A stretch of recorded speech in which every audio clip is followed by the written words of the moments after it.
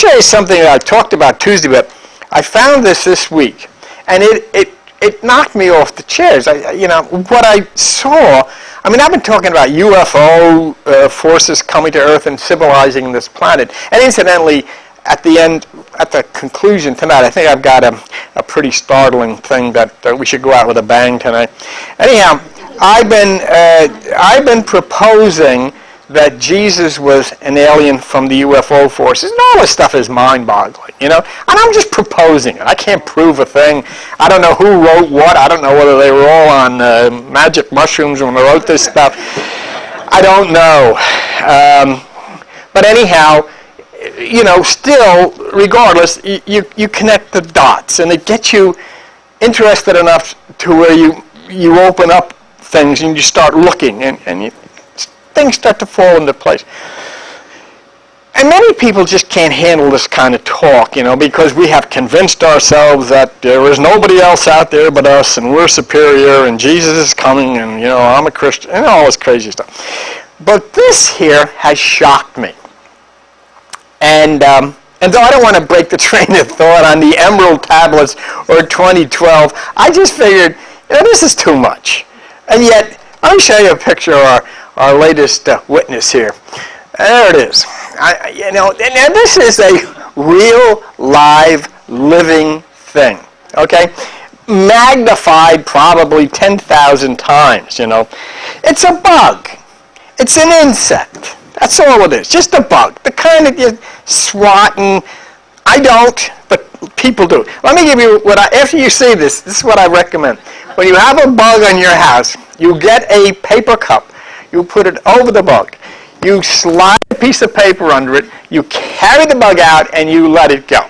Because you don't want that bug to get ticked off at you. And if you think it's crazy, just remember, if people, when the body dies, if a person gets out and then comes back in another body, wonder if you step on one of these things, they get out of their body and then come back looking for you. It's not a good thing.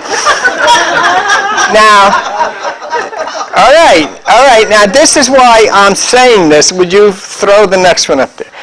Tiny insect brains can solve big problems. Some bugs can recognize human faces. They can count and categorize. By Emily Son, and that's blah, blah, blah. According to a growing number of studies, some insects can count, categorize objects, recognize human faces, all with the brains the size of pinheads. The question is, if these insects can do these things with such little brains, what does anybody need a big brain for? Now, of course, when I first read that, I said, boy, you see a lot of crazy stuff, but you know what? I sit, and Joan sometimes, thinks I'm loony, which a lot of people do, but I sit a lot of times out in the front porch in the summertime and talk with slugs. You know what slugs are?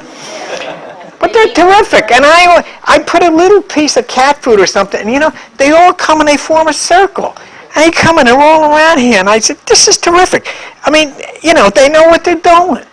And then when it's done, where'd they go? I mean, and so I figured they must be talking to each other or something goes on in there. Anyhow, I always thought it was just instinct. I mean, they just do what they do because they're little robots or something. How many,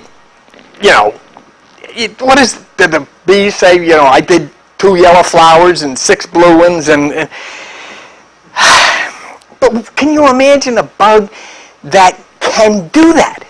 That the bee says, let's see, today I'm going to try to do 17 flowers. And he does maybe 13 roses or whatever it is and 2 dahlias and whatever.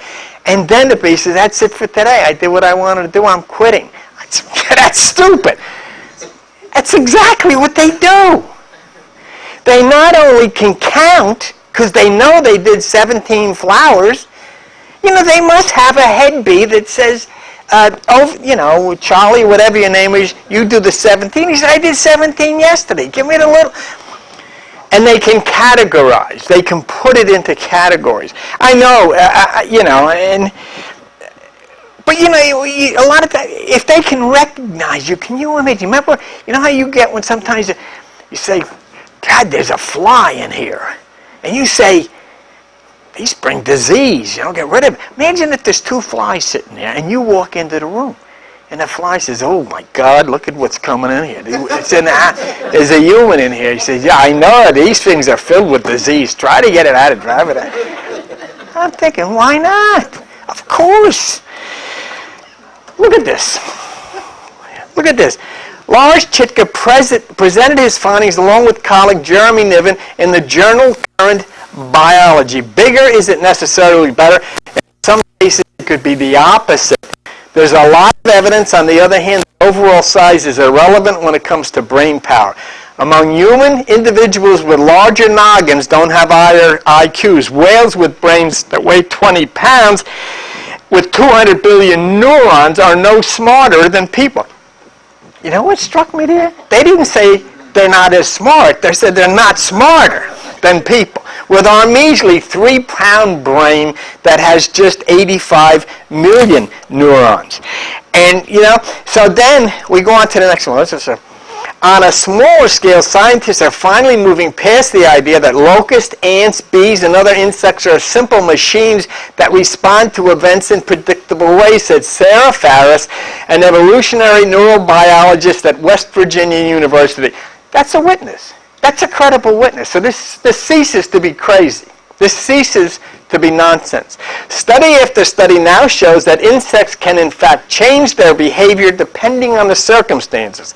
Honeybees, which have been the focus of Chitta's work, have tiny brains with fewer than 1 million neurons, yet the insects can classify shapes as symmetrical or asymmetrical. They can pick objects based on concepts like they're the same or they're different. They can learn to stop flying after a prescribed number of landmarks rather than after a certain distance. In other words, if they're assigned to do 18 flowers, after 18, he quits.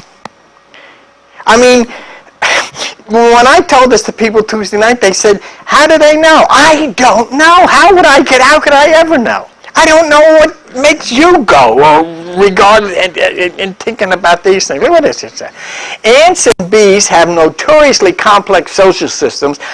Along with other insects, they can move in a surprising number of ways to communicate or get around. It's wonderful to see that insects are finally being compared equally with vertebrate animals shaded. They have smaller brains, but they still have complex enough brains to do these things. Many insects provide humans with unheralded services such as pollination, sustenance, and pest control, but some of them gross us out or worse. But now let me tell you something. Now, we laughed at this. These things are intelligent in a way that maybe we don't understand. They talk to each other, they assign tasks, they know what they're going to do, they can recognize you and me, and they figure things out and they do them. You know what it means? Could this guy be smarter than us, and could this guy be looking for you? Look at, here he is right there. Oh, I know. Oh, I can't stand them. But what do you think they're saying about you? Look at her in the red. Oh, my God, here they come again. But here's the point. If this animal, this being, can figure things out, can recognize and knows what to do, and can sort it out, and can figure how to survive and do things, why can't a virus? You see the point here? The point that's being made by science is that the swine flu virus, they're afraid it's going to mutate. What's that mean?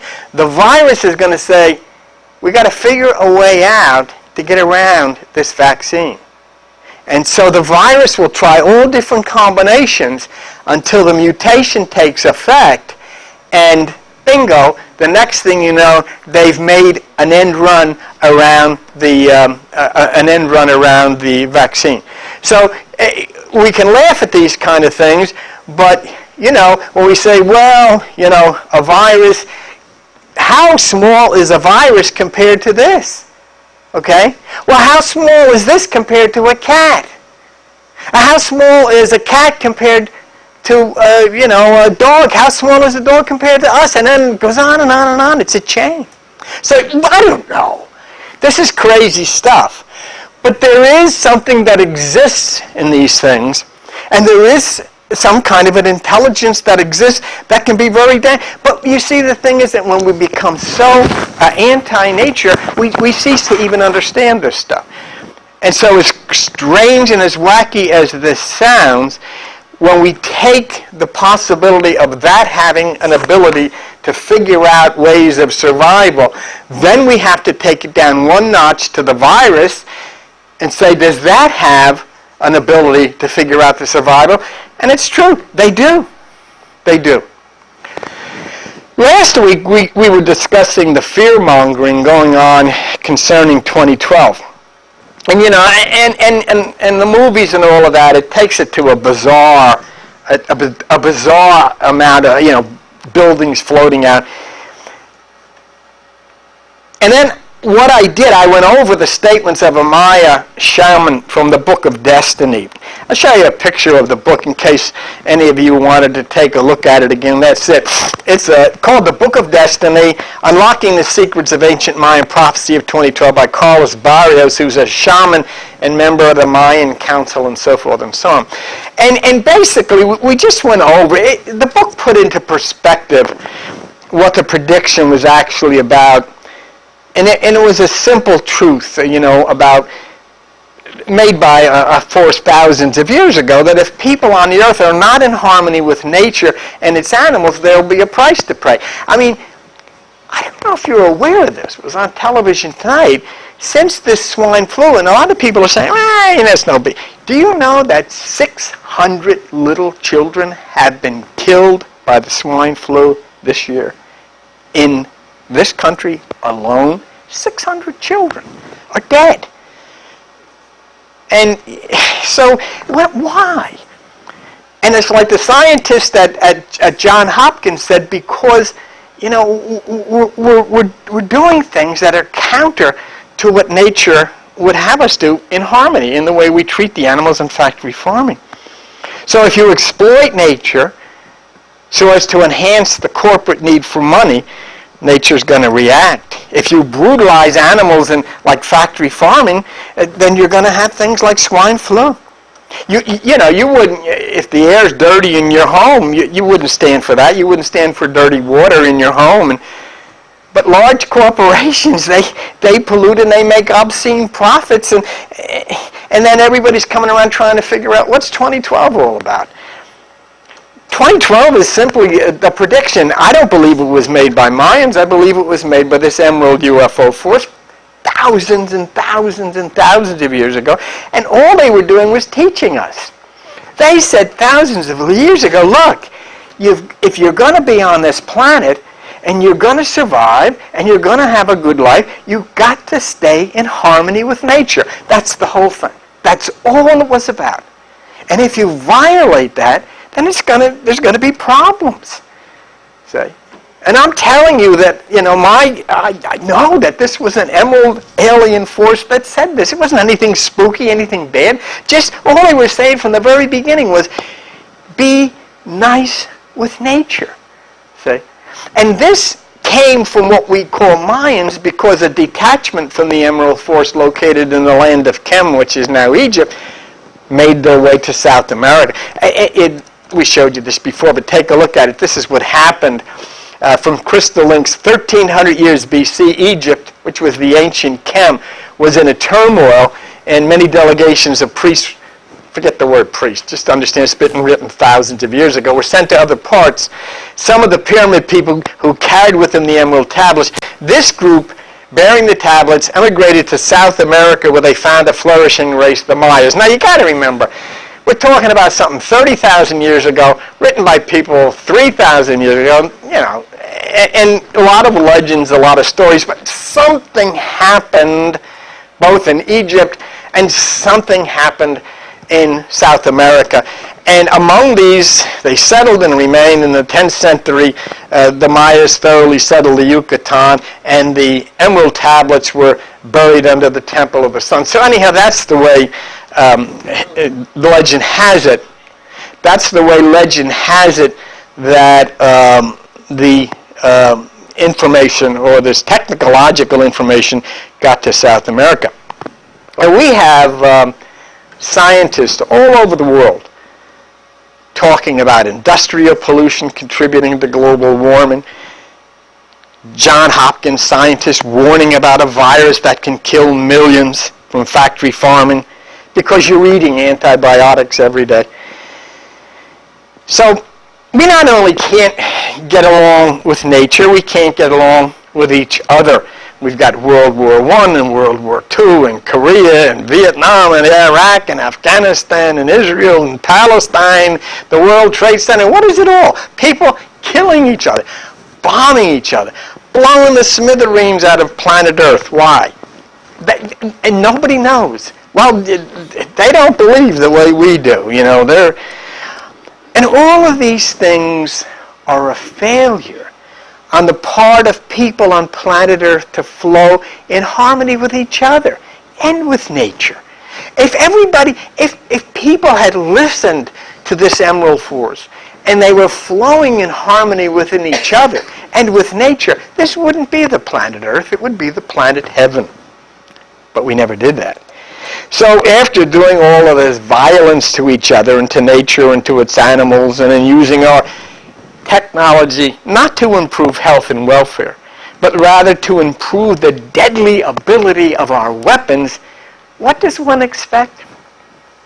Why should we be so surprised that a warning has come down and nature says, enough is enough? We always have these religious people telling us, this is God's creations. They're the first ones to encourage the government to go and drop bombs on somebody else. And they want to drop bombs on all the people in Iraq and all these places because Jesus is going to come back in a hail of bullets. That's exactly what they believe. But let's say, for instance, that Pakel Votan, who is attributed with giving us the Mayan prediction of 2012. What if I say to you, do not warm up your car in your garage or you will kill everybody in the house? Well, you wouldn't do that, would you? But there's some people that do. They don't know any better. They don't want to go out in the cold, so they'll warm the car up in the garage and kill somebody. Now, what if I say to you, look, if you don't take care of your animals, they can get diseases. And that can actually affect you. So you realize it, you take them to the vet. But you see, the problem is this. There's another house that your house exists in. You live in your house, okay? But outside of your house, nature lives in the celestial house. The house outside of your house is the universe. The earth is the floor of that house. The sky is the ceiling of that house. And all the things that we wouldn't do in our house, we've done in the cosmic house. We have dirtied it. We have dirtied the water, we've dirtied the air, and we abused all of the living things in this house. So we come down with many diseases. We have animals and we love the animals. I got pussycats and everybody loves them. Oh, they're so cute and everything. But yet we turn our back when these same animals are taken to these factory farms and piled on top of one another and stuck with antibiotics. We don't want to know about that. We just want to go to the restaurant and have a nice dinner. We don't know the terrible suffering that we inflict on nature. And yet we go into shock saying, oh, what is this 2012 stuff? So instead of facing the reality of 2012, okay, we're treated to the stupidity of these movies that are trying to make millions of dollars with the planet spinning out of control. 2012 has nothing to do with God. It has nothing to do with spirits. It has to do with us. We created it. It doesn't have to happen. We still got time. If we do the right things, we got all of 2010, we've got all of 2011, and we've got all of 2012. We can do it. But if we don't, if we continue what we're doing now, then we've got all of 2010 for it to get worse, all of 2011 for it to get worse, and all of 2012 to get worse. It's not God, it's not demons, it's not aliens, it's us. Now, about the Emerald Force that landed so many thousands of years ago before there even was, in Egypt. We get so stupid when it comes to the existence of people living someplace else. I don't know anybody that lives in the Amazon jungle. I've never been there. All my family has died, so I tell everybody they're all in the North Pole. They may be. I've never been to the North Pole. Maybe they are up there. How do I know? But, so what? But, when it comes to someone living on another planet, I don't believe in that stuff. It's just a different neighborhood. They live in a different neighborhood. Regular men and women, just like us. If you go into a jungle, a primitive jungle, and you bring a television with you or a cell phone, you'll be considered a god. That's all we've done. We call these things gods and spirits and angels. They're just people that were here in a time when people didn't know about this stuff. But when someone comes here, they're gods.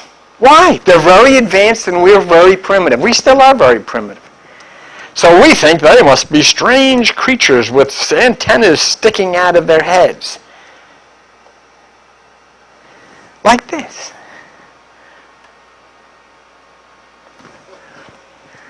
But that's not what's described in the book of Ezekiel. Not a little green man with sunglasses on and all of this stuff. You know what they describe? A man in a white linen suit. Like that guy over there.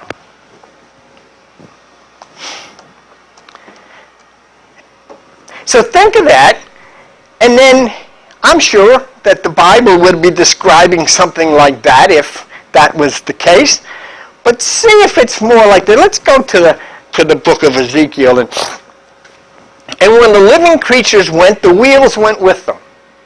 A thing took off in a way. And when the living creatures were lifted up from the earth, the wheels were lifted up. That's the way you would explain it. And the living creatures ran and returned as the appearance of a flash of lightning. When the fastest thing you've got is a mule, that's a flash of lightning. What else does it say? 6 men came from the way of the high. These are guys that get out of the UFO. Which lies to, and every man had a weapon in his hand, and one man among them was clothed with linen with a writer's ink, and they went in and stood beside the brazen.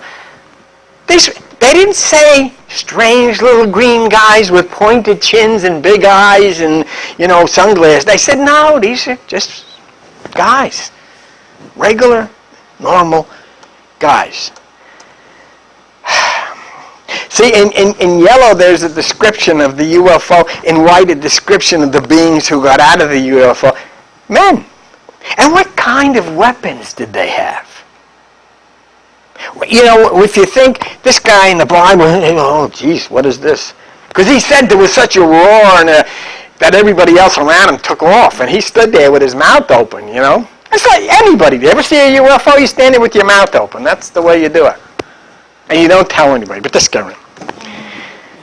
So let's go back to the Emerald UFO Force in the beginning. And what does the Emerald Tablet say?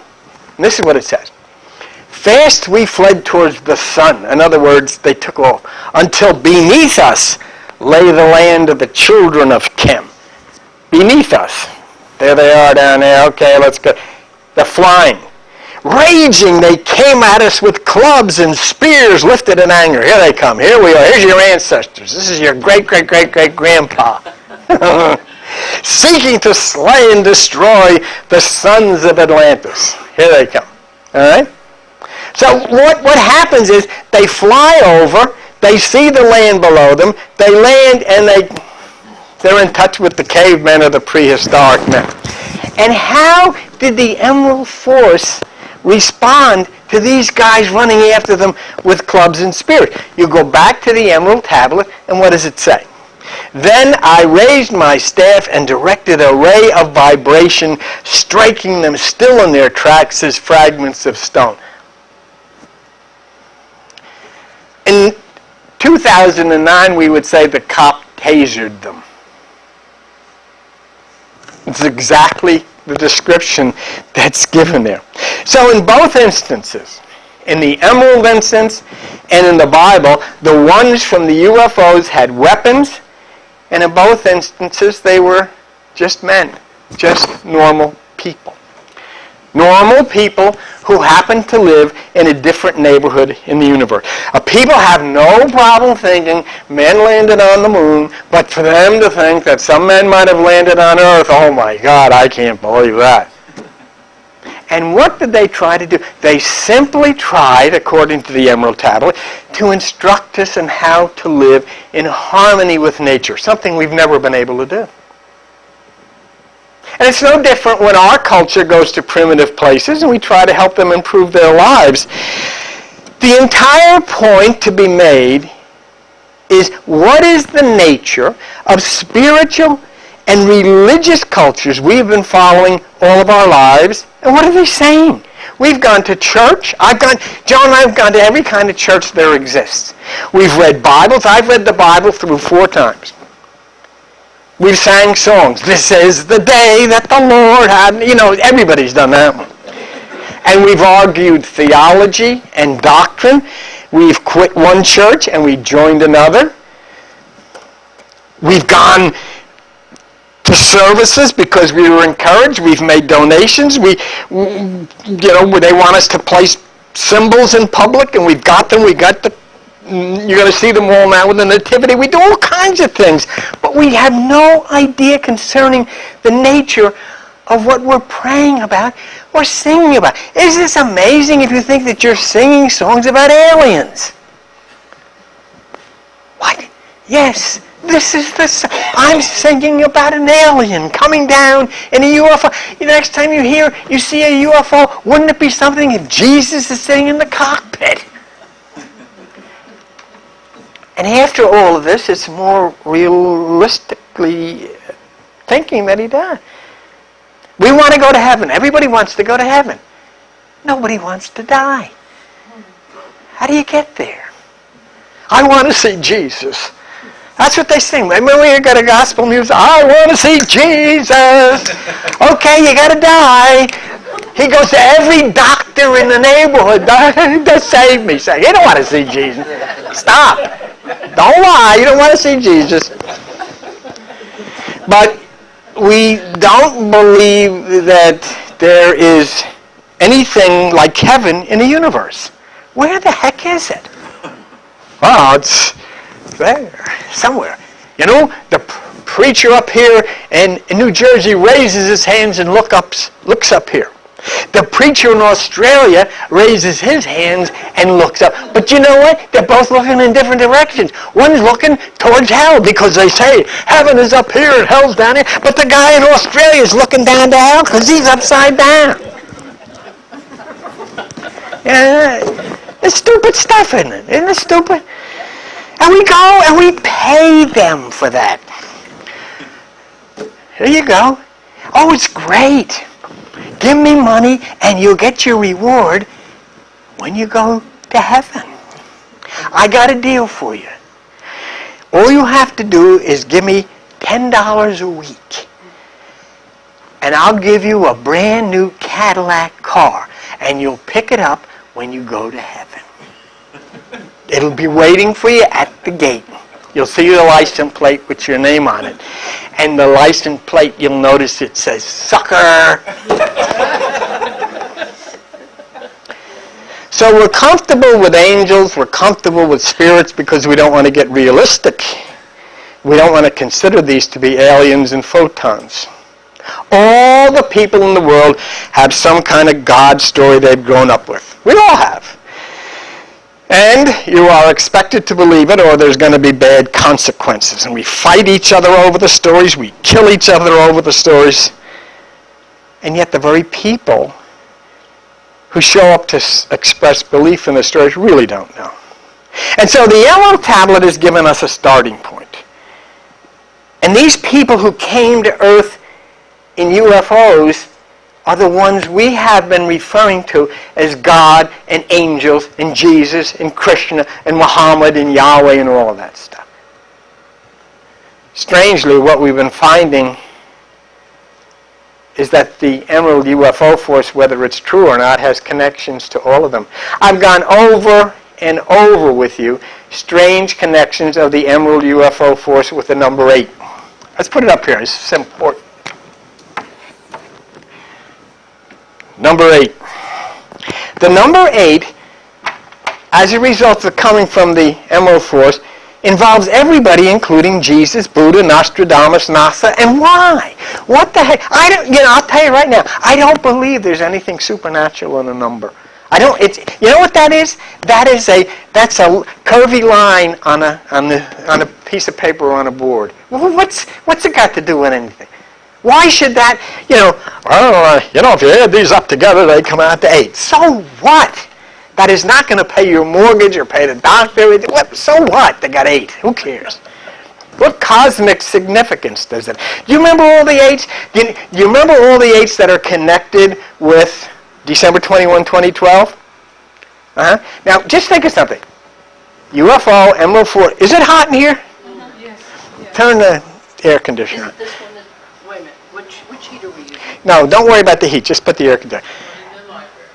Yeah, just turn the air conditioner. I'm not using any heat. Now, just think of this for a minute. The UFO Force lands in Kem before it's Egypt. You don't have to believe that. Who cares whether you believe? It's not going to change anything. But Thoth, who's the head commander of this group, is called the God of 8. And he reports to the 8 deities. Commanders, forces, whatever you want to call them. The God of 8, to the 8 deities, comes from Hermopolis, which is the city of 8. Everything is 8. 8, 8, 8, 8. What? Why? Part of the force takes off and lands in South America. And what do we see from the Mayans, Joe? The Mayan calendar, I always thought, was a wheel with 8 spokes. I always thought the Buddha calendar was a wheel with 8 spokes. But you know what I found? It's not. It's an 8-rayed star. So the Mayans all of a sudden have a connection to 8 because the UFOs landed there. The Buddha has a connection with 8. Nostradamus does his prediction about 2012, and it's filled in his quatrains with references to the 8-rayed star. The History Channel does a show, and they show the connection between Ophiuchus, Sagittarius, and Scorpio. And when those 3 meet on December 21st, 2012 at 11:11, it will make a form of an 8 pattern. You go on the History Channel and you can see how they describe that. Jesus, according to the Gnostics of Egypt, thousands of years ago, and this was before he was Jesus and he was connected with this UFO force, gave them the sign of the 8-rayed star. I want you all, please, now this happened 20 years ago when Charles made this platform. I want you all, please, to look what's on the front of here. It's the 8-rayed star. This was put down 20 years ago when we had no idea what it was. NASA, you can't see it here, but it's an 8-rayed star. The all-seeing eye in heaven, which is the Hourglass Nebula, figure 8. Supernova 1987A, which I say is the 7th seal of the book of Revelation, is an 8. And the emerald tablet is called emerald because the emerald tablet is a nocturne stone, which means it's 8-sided. Everything is 88888. 88888, including the fact that the sun in its orbit through the constellations traces a figure 8 through the constellations, and including the fact that Jesus' name in Greek, Iseous, has a numerical value of 888, which is the mythical. What is all of this? A big coincidence? Of course not. So I was sitting as I usually do. You know what I do? After I get done talking to the slugs and the ants and stuff, I sit and I say to someone that isn't there physically, what am I going to do now? What the hell am I going to talk about? I can't even conceive of where do we go now. And now, I didn't hear anything. Nobody came flying through the window. But my mind was filled with Eta Carina, the winged nebula, which I have proposed is the seventh angel of the book of Revelation, which is very, very important when it comes to 2012. I couldn't understand it, and I said, why is Eta Carina coming into my mind? I have proposed that Eta Carina is the seventh angel of the book of Revelation. Joan will show you a picture of the seventh angel of the book of Revelation. There are several reasons. Number one is it looks like an angel. There's the wings. I mean, it looks like an angel. The second reason is that Eta Carina is connected with the Pegasus, which is a white seahorse. And if you look close enough, you can see the white seahorse outlined right on the side of Eta Carina. The third reason is that Eta Carina, the word Eta, is the seventh letter in the Greek alphabet. So I got 7, I got the white horse, and so forth and so on. Its wings are covering the brightest light in the universe that no one could look upon and live, okay? The Carina star. And then what capped it off is I'm looking about the seventh angel, and I see it says, it is connected with the son of David. The astrophysicist who directs the Eta Carina project is from the University of Minnesota, and his name is Chris Davidson. That's enough. That was enough. That convinced me that it was the seventh angel. But what does that have to do with 8? I'm involved with 8s. So what am I going to go to the seventh angel? I went to Wikipedia. And I looked up Eta, which is the seventh. And this is what it says. Eta, uppercase Greek, seventh letter of the Greek alphabet in the system of Greek numerals, has a value of 8. I got an 8, didn't I? Out of the seventh angel, Eta Carina. See? If you're crazy, it pays off. You find stuff that other people might not look for. Because I said, I'm not going to look there. And then I said, why is this in my head? You know what, it's funny. It always happens when my mind focuses on things like this. I get things from other people. And I did get stuff about the 8-rayed star this weekend. Now, what have I proposed? I proposed that Jesus Christ was actually the Emerald UFO commander.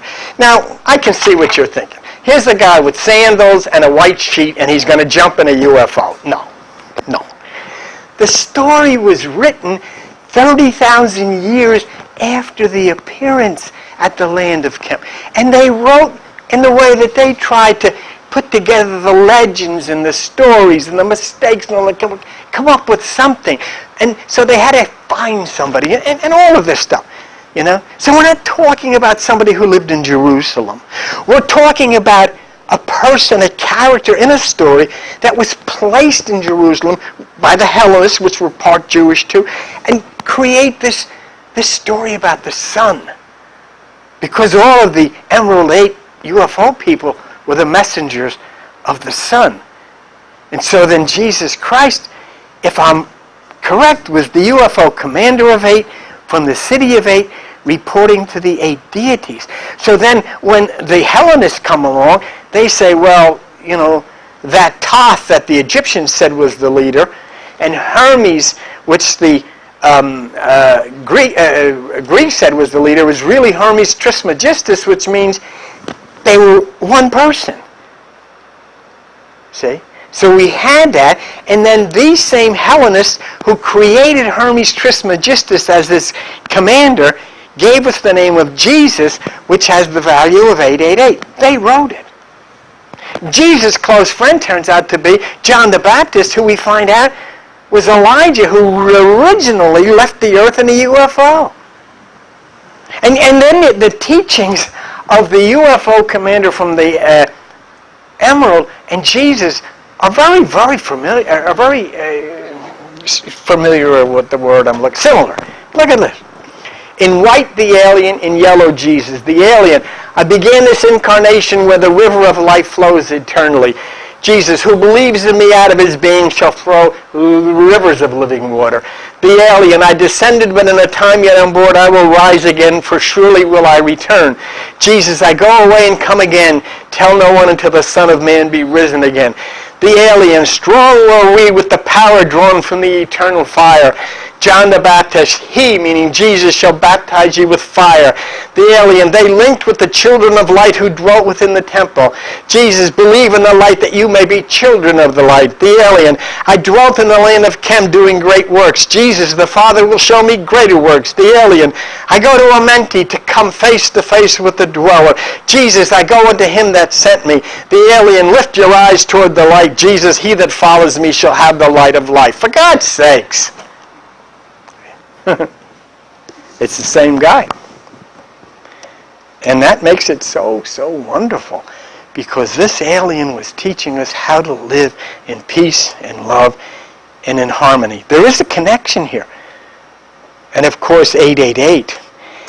In addition, the mythical symbols of Thoth and Jesus brought forth a connection. John. He that does not take up his cross. Now there's this picture of Thoth, and look at the cross. Show the next one, John. If your eye be single, your body will fill with light. Look at the single eye. Okay. Don't worry about a guy with a head like a bird. That's all symbolisms. It's the same person. Is it possible that Jesus 888, with the same teachings and knowing UFO Elijah, could be the Emerald UFO Commander 8? He gave the Egyptian Gnostics the Coptic key. And what was it? The Coptic key was the 8-rayed star. Why that? Why not a 6-rayed star? The 8-rayed star. It is the 8-rayed star. And if it is, then we have more proof of Jesus' identity. And that 8-rayed star also opens us to doors that connect to 2012, as well as other myths and legends to the Emerald 2012. And Jesus presents the 8-rayed star to the Coptics of Egypt. And now I'm going to show you 8-rayed stars shown throughout every culture practically since the beginning of time. There they are.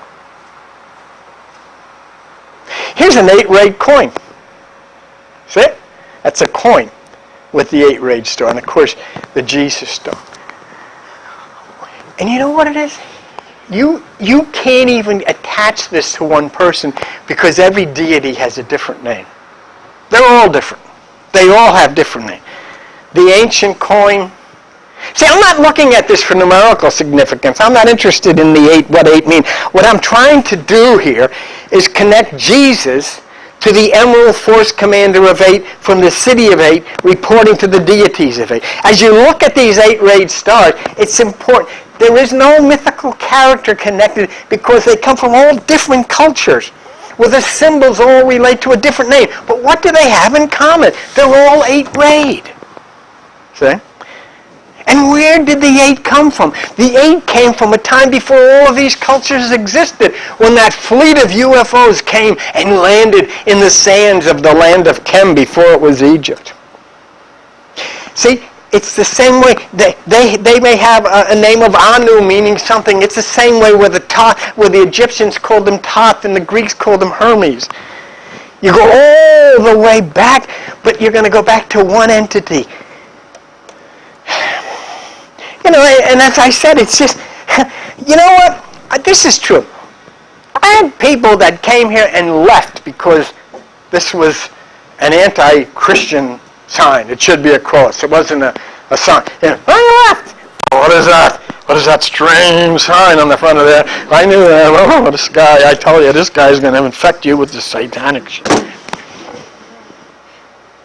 I want to show you a picture. I want you to see what you see. This is a picture of the Vatican. What's that? You know what that is? 1, 2, 3, 4, 5, 6, 7. It's an 8-rayed star.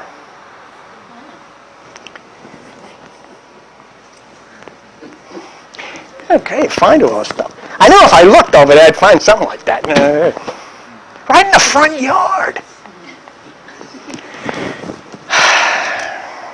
Now, there's a couple of other interesting 8-rayed symbols, and they come from a website called firstlegend.info. Can we show them? Here they are.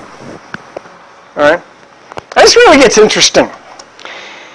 It gets rather complicated because many of the ancient cultures involved, are so different. But the ones you're looking at, the one on the left is the sun.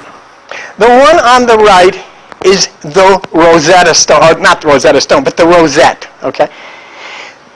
What the First Legend website found is that the ancient sun god became an 8-rayed symbol that you see on the left. Wow. And you know what? It's so interesting? Because the UFO commander, the god of 8, from the city of 8, reporting to the deities of 8, was, as he proclaimed, the messenger of the sun. See? He was the sun god, if you wanted to call him. And what happened is, this 8-rayed here became the goddess Inanna, I-N-A-N-N-A, Inanna.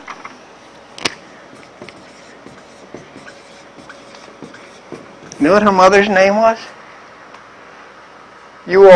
Many of you call your grandmother by the name Nana. That's right. You think you made it up. Inanna was the most ancient Sumerian goddess of love, recreation, and new life. In Babylon, she became the goddess of love and sexuality. Do you know what her name was in Babylon? Love, new life, recreation. Her name was Ishtar, from which came the name Easter. New life, sexuality, love. In fact, in the temples in Babylon, the ladies used to come on Ishtar Sunday and all they wore was a bonnet, because their job was to recreate. And that was their service for the day. Really? So Inanna takes us back to Samaria, and that's where Zecharia Sitchin, who wrote The 12th Planet, says the aliens landed in UFOs and adjusted the DNA of primitive humans to redirect human life. Isn't that interesting? In other words, somebody was looking down and said, when you get down here and land, you better take a couple of them and get them together, but before you do, we'll make a little adjustment because these people are going nowhere. So Inanna and the 8-rayed star takes us there. And if you look again, we'll go back and we'll look at the stars I showed you just a minute ago, and I will show you the original 8-rayed star Inanna, which obviously came from the Emerald UFO Force. It's right here. That one there. That's the Inanna star, the 8-rayed star. Now in Somalia, there was a god named Utu. Okay? He was the brother and the the brother and the husband of Inanna. And guess who they became? Adam and Eve.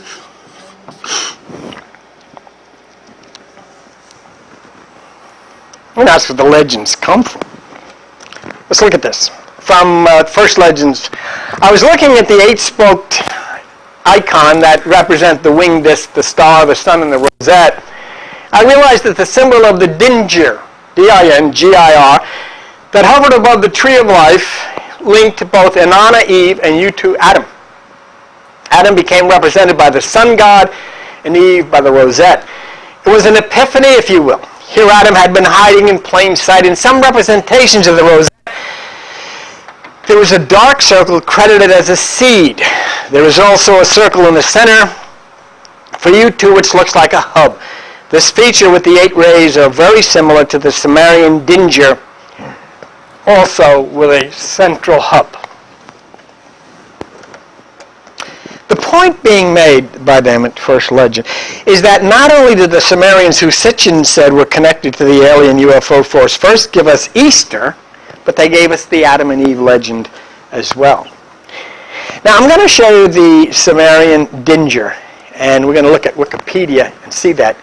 And here it is. Joan, hit it again, would you?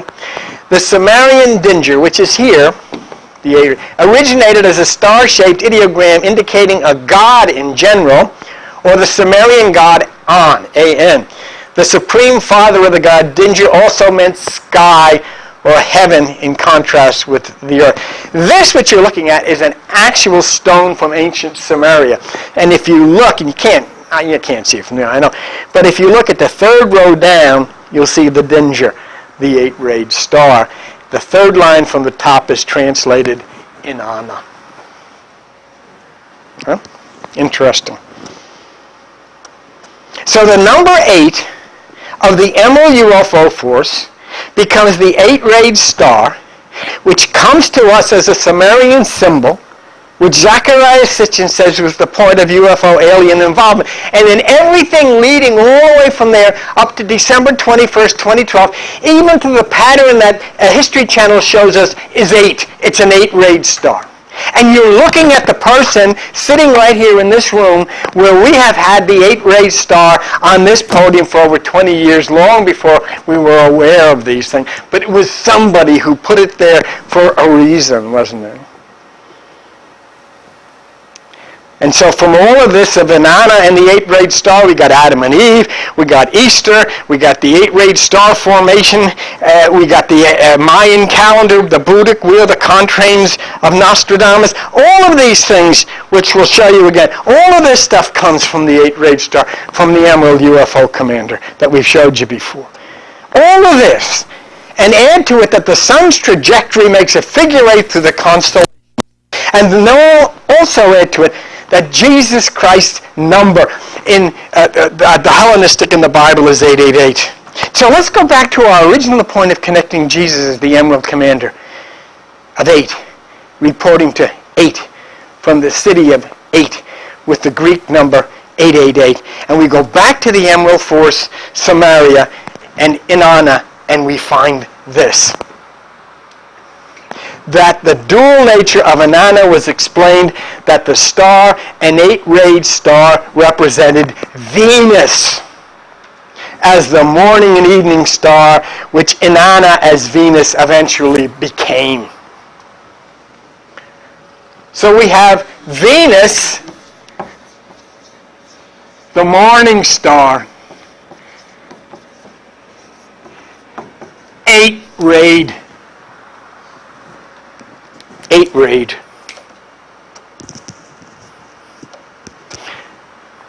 You ready for more? Watch.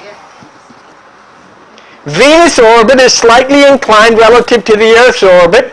Thus, when the planet passes between the Earth and Sun, it usually does not cross the face of the Sun. However, transits of Venus do occur in pairs separated by 8 years. 8 years. The renewal of the grand cycle of Venus, patterns in the sky, occurs once every 8 years and was of enormous significance to who? The ancient Maya. Why? Because they were from the Emerald UFO Commander of 8. And results may provide new insight into the architectural philosophy behind astronomically oriented Maya structures. I'm telling you, folks, you can forget Maya when you talk about this, and you can think of the Emerald UFO Force and 8. So the grand cycle of Venus occurs once every 8 years. We have traced Venus back to Inanna of the Sumerians, who Zecharia Sitchin connects to the alien UFO force, which we have connected to the Emerald Commander of 8, who reported to 8 from the city of 8. Venus, the morning star. One more thing about Venus as we reconnect the Sumerians and the Emerald Force. This is from www.dgwilson.com. Watch this. Visible outflow of the 8-rayed star. See that?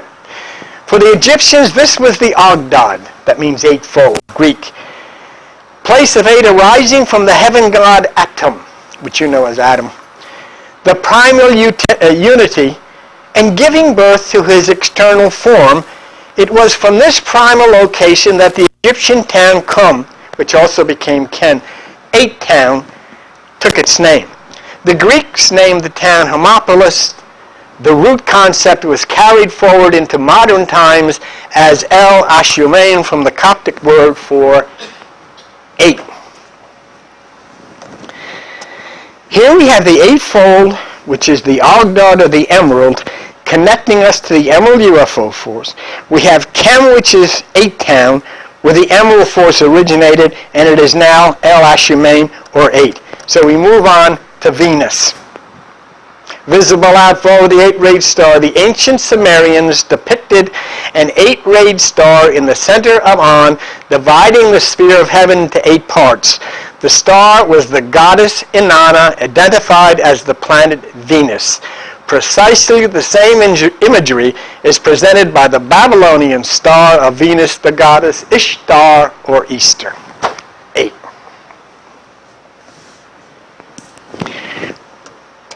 So now we connect the 8-rayed star, which finds its way through the Mayans, the Emerald Force, Jesus, the Coptic Key, the Buddhist, Nostradamus, 2012, as outlined by the History Channel, and Jesus at 888. And in addition, we have the 8-rayed star connected to Ishtar, which is Easter, and Jesus as 888.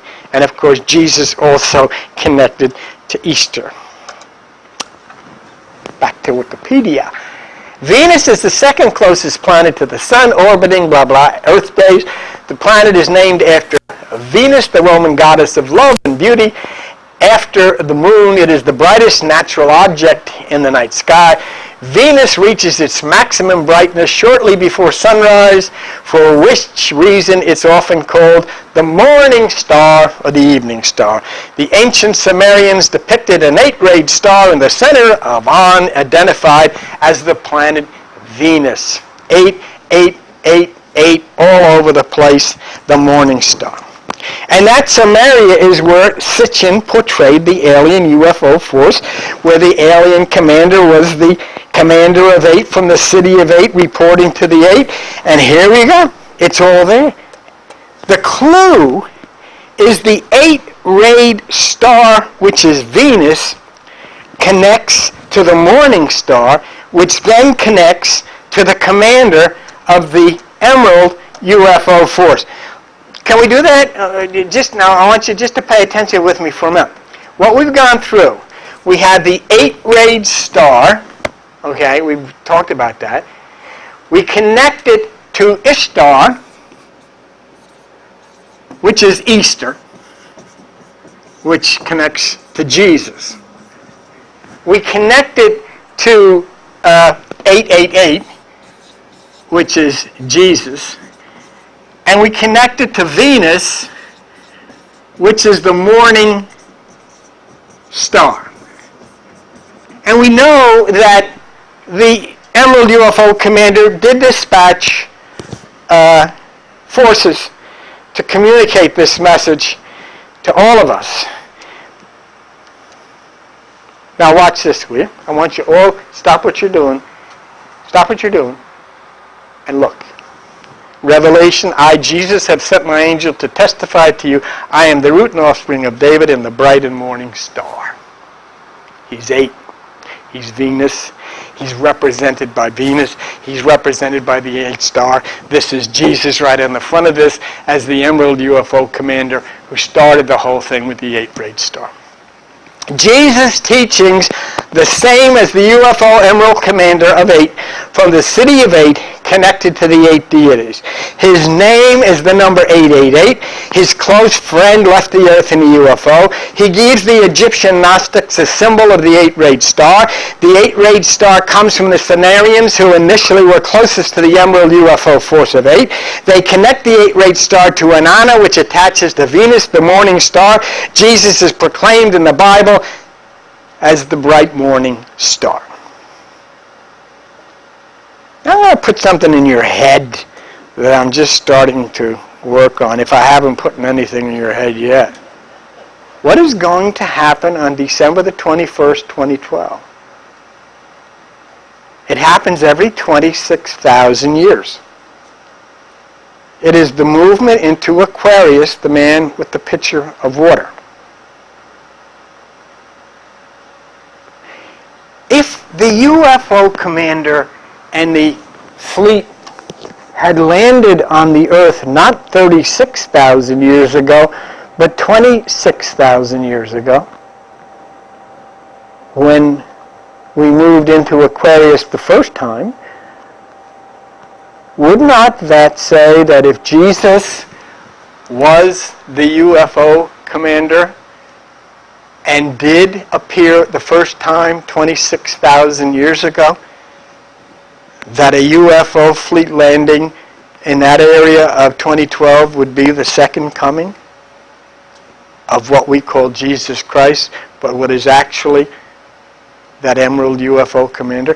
And did not the scriptures say that the way he left, and it was said he was carried up into the sky, is the way he would return? Will the second coming be a fleet of UFOs from another dimension? The evidence would seem to point that way.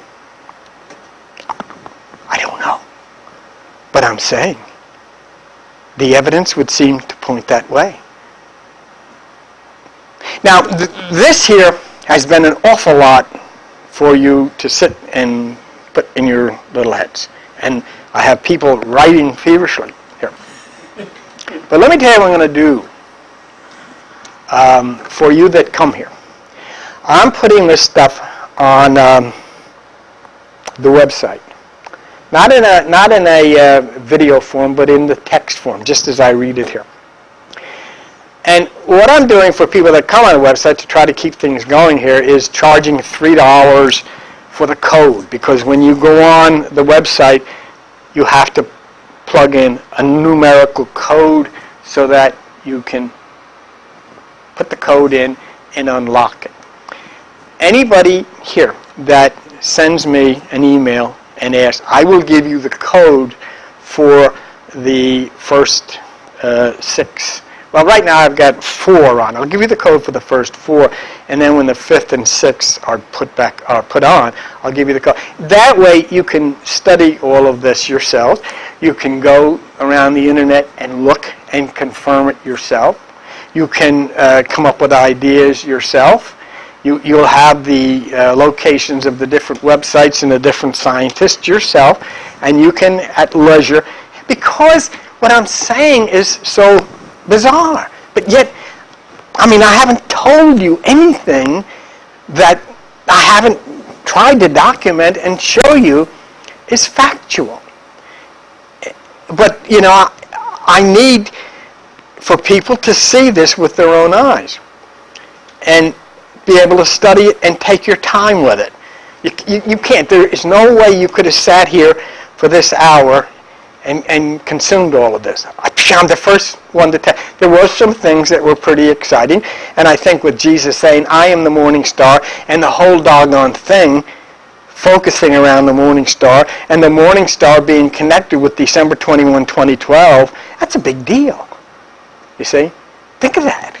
December 21, 2012, and every prophecy that you saw, all those 8-rayed things, are all the 8-rayed star. So if December 21st, 2012, including the 8-rayed star Jesus gave to the Gnostics,